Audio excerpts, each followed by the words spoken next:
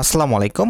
লার্নফ্লুয়েন্সি চ্যানেলের পক্ষ থেকে ষষ্ঠ শ্রেণীর শিক্ষার্থীদেরকে স্বাগতম এবং আমন্ত্রণ জানাচ্ছি আজকের এই টিউটোরিয়ালে।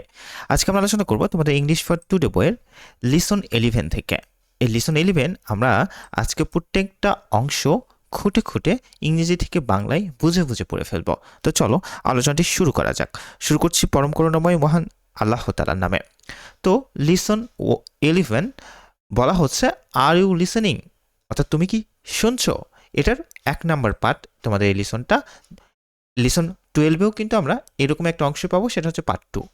আচ্ছা, তো চলো আমরা শুরু করছি পরম করুণাময় মহান আল্লাহ তাআলার নামে। শুরুতে দেখো তোমাদেরকে বলা হচ্ছে এ নাম্বারে listen to and read the following words, বলা হচ্ছে শোনো এবং পড়ো নিচের শব্দগুলি। তো শুরুতে দেখো তোমাদেরকে বলা হচ্ছে কি, এটা হচ্ছে শেড। শেড মানে সাউনি। আরেকটা আমরা দেখতে পাচ্ছি পাশেই, সেটা হচ্ছে শেড। শেড মানে ছায়া। তার মানে কি উচ্চারণগুলো কিন্তু খুবই কাছাকাছি, তাই না? এই লিসনে মূলত তোমাদেরকে উচ্চারণের উপরে জোর দেওয়া হয়েছে, সঠিক উচ্চারণটা তোমাদেরকে শেখানোর জন্য। তা আমরা কিন্তু এখানে উচ্চারণের উপরেই কিন্তু মূলত এই লিসনটি। তো খুবই মনোযোগ দিয়ে তোমরা একটু ক্লাসটি করো। এরপর তোমাদেরকে বলা হচ্ছে কি, দেখো যে পেপার, এই পেপার মানে কিন্তু গোলমরিচ। এরপরে আমরা সেম আরেকটা দেখতে পাচ্ছি, দেখো সেটা হচ্ছে কি পেপার। এটা হচ্ছে কি বলো, পেপার। পেপার মানে কাগজ। পেপার মানে কাগজ। এরপর দেখো তোমরা দেখতে পারবা তোমাদেরকে এখানে দেওয়া আছে, সেটা হচ্ছে টেস্ট। টেস্ট মানে পরীক্ষা। এরপর আরেকটা দেওয়া আছে, দেখো সেটা হচ্ছে টেস্ট। সেটা হচ্ছে টেস্ট। টেস্ট মানে স্বাদ নেওয়া। টেস্ট মানে স্বাদ নেওয়া। আর এ পাশে এটা কি বলো তো, আরেকবার একটু বলো। এটা হচ্ছে টেস্ট। এটা হচ্ছে টেস্ট। আর ও পাশেরটা কি বলো তো, পাশেরটা হচ্ছে টেস্ট। টেস্ট মানে স্বাদ নেওয়া। আচ্ছা, এরপরে যদি তোমরা চলে যাও দেখতে পারবে পরের অংশে তোমাদেরকে দেওয়া আছে এখানে ওয়েট। ওয়েট মানে ভেজা। আর ঠিক এরপরে আমরা দেখতে পাচ্ছি সেটা হচ্ছে ওয়েট। ওয়েট। ওয়েট মানে অপেক্ষা করা। ওয়েট মানে অপেক্ষা করা। ওয়েট মানে অপেক্ষা করা। এরপর দেখো তোমাদেরকে দেওয়া আছে এখানে, সেটা হচ্ছে পেন। পেন মানে কলম। এরপরে আছে পেইন। এরপরে আছে পেইন। পেইন মানে ব্যথা। এরপর দেখো আছে ম্যান। ম্যান মানে মানুষ। এরপর আছে মেইন। এরপর আছে মেইন। মেইন মানে কেশর। মেইন মানে কেশর। মেইন মানে কেশর। তো এইভাবে সঠিক উচ্চারণগুলো কিন্তু তোমাদের করতে হবে। আমি উচ্চারণগুলো করেছি, বারবার আমার সাথে উচ্চারণগুলি তোমরা করবে। আচ্ছা, তো এই ছিল তোমাদের এখান থেকে এর সঠিক উচ্চারণগুলি। এরপর তোমাদেরকে A1-এ কি বলা হচ্ছে একটু দেখো।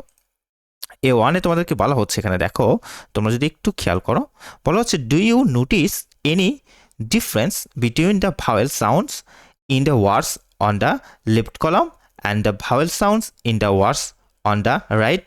অর্থাৎ তোমাদেরকে বলা হচ্ছে তুমি কি বাম পাশের এবং ডান পাশের শব্দের স্বরধ্বনির মধ্যে কোনো পার্থক্য লক্ষ্য করেছো।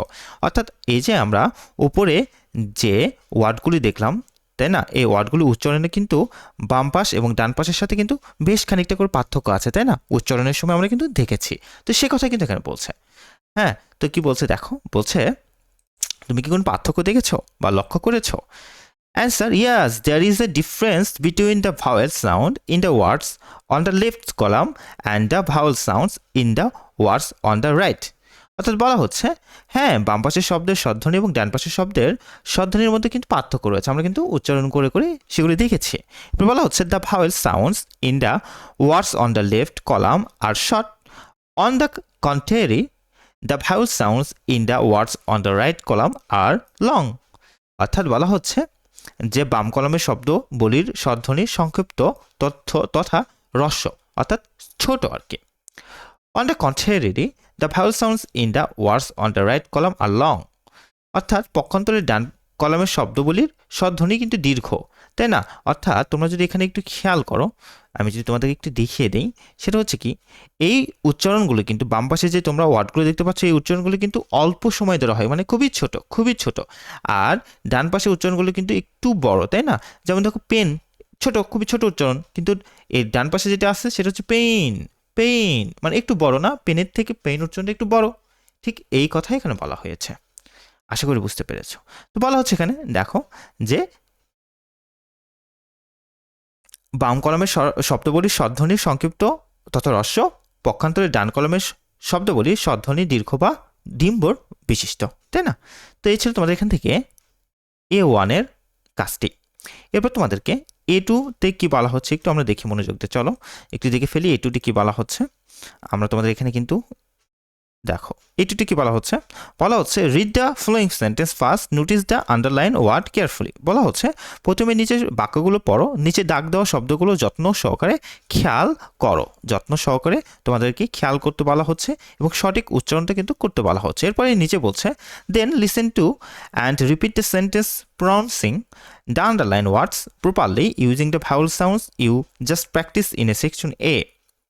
তারপর বাক্যগুলো শোনো এবং এ বিভাগে অনুশীলন করা স্বরধ্বনিযুক্ত নিচে দাগ দেওয়া শব্দবলী সঠিকভাবে উচ্চারণের মাধ্যমে বাক্যগুলো পুনরাবৃত্ত করো। অর্থাৎ তোমাদেরকে এখানে বলা হচ্ছে কি, দেখো যে এখানে কিন্তু তোমাদেরকে কয়েকটা সেন্টেন্স দেওয়া হয়েছে, তাই না? এই সেন্টেন্সে যে আন্ডারলাইন করা ওয়ার্ডগুলি রয়েছে, আন্ডারলাইন করা ওয়ার্ডগুলির সঠিক উচ্চারণ তোমাদেরকে করতে হবে, সঠিক প্রনাউন্সিংটা করতে হবে, প্রনাউন্সিয়েশনটা করতে হবে। তো আমরা একটু দেখি, চলো আমরা একটু ধাপে ধাপে এগুলি একটু পড়ে ফেলি। সর্বপ্রথম তোমরা এখানে দেখো এ নাম্বারে তোমাদেরকে বলা হচ্ছে যে I met Binu and her roommate in the book store. অর্থাৎ আমি বেনু এবং তার কক্ষের বন্ধুর সাথে বইয়ের দোকানে সাক্ষাৎ করেছি। তো এখানে আন্ডারলাইন করা আছে, কিন্তু দেখো প্রথমে আমরা আন্ডারলাইন করে যে ওয়ার্ডটি দেখতে পাচ্ছি সেটা হচ্ছে MET অর্থাৎ মেট, এবং এরপরে ঠিক দেখতে পাচ্ছি MATE, তাই না? এর সঠিক উচ্চারণ তো কী হবে বলো তো? MATE, এর সঠিক উচ্চারণটা কিন্তু হবে মেট। তার মানে এটা হচ্ছে মেট আর এটা হচ্ছে মেট। আমাদেরকে কিন্তু সঠিক উচ্চারণটা এখানে করতে হবে। এবার বলা হচ্ছে তোমাদেরকে দেখো they are buying some papers and pens, অর্থাৎ তারা কিছু কাগজ এবং কলম কিনছিল, তাই না? এবার বলা হচ্ছে দেখো I remember her friends face but I can't remember her name. অর্থাৎ আমাদেরকে কিন্তু সঠিক উচ্চারণগুলো করতে হবে। আমরা কিন্তু উপর থেকে সঠিক উচ্চারণগুলো এখান থেকে দেখে ফেলেছি, সেগুলো আবার তোমাদেরকে কিন্তু চর্চা করতে হবে। তার মানে কি, আমরা প্রথম আন্ডারলাইন করা ওয়ার্ডটাকে কি বলবো বলো তো?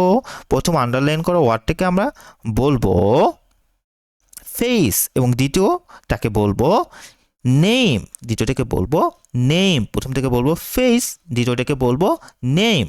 এরপর ডি নাম্বার দেখো তোমাদেরকে বলা হচ্ছে later I meet them again the same day at the bus station. অর্থাৎ বলা হচ্ছে পরে একই দিনে বাস স্টেশনে আমি তাদের সাথে পুনরায় সাক্ষাৎ করি। তো সর্বপ্রথম এখান থেকে যে ওয়ার্ডটা আন্ডারলাইন করা আছে সেটা সঠিক উচ্চারণটা কিন্তু হবে লেটার, উচ্চারণটা কিন্তু হবে লেটার। এরপরে যেটি আছে সেটি কিন্তু হবে সেম, এরপর যেটা আছে সেটা কিন্তু হবে সেম, এরপর যেটা আছে সেটাও কিন্তু হবে কি বলো তো? Day, day. এরপর যেটা আছে সেটা কিন্তু হবে স্টেশন, স্টেশন। আচ্ছা, এরপর তোমাদেরকে বলা হচ্ছে there were waiting for some friends to come. অর্থাৎ তারা তাদের কিছু বন্ধুর আগমনের জন্য অপেক্ষা করছিল। এখানে আন্ডারলাইন কিন্তু ওয়ার্ডটি কিন্তু কী হবে বলো তো? Waiting, waiting, waiting. তো এই ছিল মূলত তোমাদের জন্য এই A2 অপশনটি, আশা করি বুঝতে পেরেছ। এরপর A3-তে তোমাদেরকে কি বলা হচ্ছে আমরা একটু দেখে আসি, চলো। A3-তে তোমাদেরকে কি বলা হচ্ছে, এখান থেকে A3-তে তোমাদেরকে বলা হচ্ছে practice saying the following words. নিচের শব্দগুলো বলা চর্চা করো। দেখো ওয়েস্ট মানে পশ্চিম দিকে, আর এটা কি ওয়েস্ট, এটা কি ওয়েস্ট মানে অকেজো বা বজ্র। আমরা কিন্তু পাশাপাশি তোমাদেরকে বাংলা মিনিংটাও দিয়ে দিয়েছি যাতে তোমরা উচ্চারণ করতে খুবই সহজ হয়। এরপর দেখো ডেট মানে ঋণ বা ধার কার্য, আর এটা হচ্ছে ডেট মানে তারিখ, ডেট মানে তারিখ। এবার দেখো লেট মানে অনুমতি দেওয়া, আর লেট মানে দেরি বা বিলম্ব। এবার দেখো গেট মানে পাওয়া, এরপর দেখো গেট মানে দরজা বা ফটক। এবার টেল মানে বলা, এরপর টেইল মানে লেজ। তার মানে কি প্রত্যেকটা উচ্চারণে কিন্তু একটু কম বেশি আছে, তাই না? ভাওয়েলের এবং স্বরধ্বনির কম বেশি আছে, আমাদেরকে সঠিক উচ্চারণটা কিন্তু মনোযোগ দিয়ে শিখতে হবে। আশা করি তোমরা বুঝতে পেরেছ। এরপরে তোমাদেরকে A4-এ আরেকটা কাজ দেওয়া হয়েছে, তোমরা একটুখানি খেয়াল করো। যদি দেখো A4-এ তোমাদেরকে আরেকটা কাজ দেওয়া হয়েছে, তো আমরা একটু দেখি তোমাদেরকে A4-এ এখানে কি বলা হচ্ছে। A4-এ বলছে যে read the following sentence at E to the underline word in each sentence to make a new word. Now fill in the blanks in the sentence with the new words one in done for you. বলা হচ্ছে নিচের বাক্যগুলো পড়ো, প্রত্যেক বাক্য underline যুক্ত শব্দের সাথে ই যুক্ত করে নতুন শব্দ তৈরি করো। এখন নতুন শব্দ দিয়ে নিচের বাক্যগুলো শূন্যস্থান পূরণ করো। এটি তোমাদের জন্য করে দেখানো হলো, অর্থাৎ এই নাম্বারটা তোমাদেরকে করে দেখাইছে। বলছে কি দেখো, can you please buy me new, আচ্ছা নিউ কি এখানে দেখো তো কি দেওয়া আছে, আচ্ছা নিউ কেন, তাই না? তুমি কি আমাকে নতুন বেড কিনে দিতে পারবে? আচ্ছা, এরপর তোমাদেরকে বি নাম্বারে কিন্তু ফিল ইন দ্য গ্যাপসগুলো পূরণ করতে হবে। তো দেখো, I hate to ask you but I can you buy me a hat too, তাই না? তোমাকে বলতে দ্বিধা সংকোচ লাগছে, তুমি কি আমাকে একটি টুপি কিনে দিতে পারবে? তার মানে আমাদেরকে কিন্তু সঠিক উচ্চারণগুলি করতে হবে, তাই না? এরপরে সি নাম্বারে দেখো, I lost both at the canteen where I eight lunch ইস্টারডে। গতকাল আমি যে ক্যান্টিনে দুপুরে খাবার খেয়েছিলাম সেখানে আমি উভয়টি হারিয়েছি। তো এখানে উচ্চারণগুলি একটু খেয়াল করে মনোযোগ দিয়ে শোনো। সর্বপ্রথম আমরা এখানে দেখতে পাচ্ছি কি বলো তো, আই লস্ট বোথ, এখানে উচ্চারণটা কিন্তু হবে অ্যাট। উচ্চারণটা কী হবে বলো তো? উচ্চারণটা কিন্তু হবে অ্যাট, উচ্চারণটা হবে অ্যাট, এবং এই পাশের উচ্চারণটা কী হবে সেটি একটু খেয়াল করো মনোযোগ দিয়ে, সেটা হবে এইট। সেটা কী হবে বলো তো? এইট। কী হবে? এইট। এভাবে বারবার উচ্চারণ করে করে কিন্তু এগুলি ঠিক করতে হবে। এরপর আমরা দেখতে পাচ্ছি দেখো সাম, এটা কী হবে? Sam my friend was having lunch at the same canteen. আমার বন্ধু স্যাম ওই একই ক্যান্টিনে দুপুরে খাবার খাচ্ছিল। তার মানে এটা হবে স্যাম এবং এটা হবে সেম, তাই না?